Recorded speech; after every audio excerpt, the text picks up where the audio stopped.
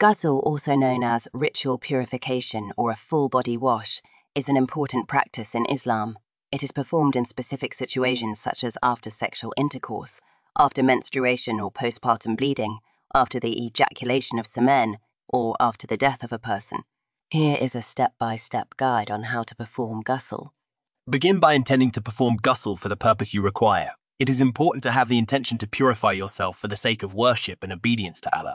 Find a clean and private place, such as a bathroom, where you can perform ghusl without interruption. Begin by washing your hands and private parts thoroughly with water. This is the first step in ensuring cleanliness.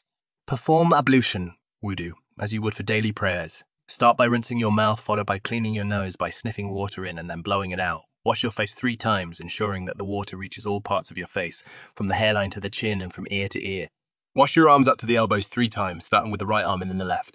Wet your hands and run them over your head, ensuring that the water reaches all parts of your scalp.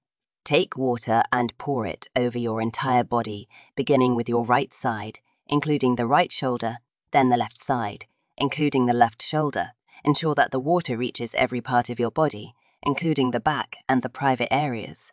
After pouring water over your body, wash your feet thoroughly, starting with the right foot and then the left, making sure to clean between the toes and the ankles. Repeat the pouring of water over your body 3 times in total, ensuring that your entire body is thoroughly washed. Once you have completed the steps, make a supplication seeking forgiveness and blessings from Allah. It is important to note that the exact steps in order may vary slightly between different schools of Islamic thought. It is advisable to consult with a knowledgeable person or refer to specific teachings within your community for any specific variations.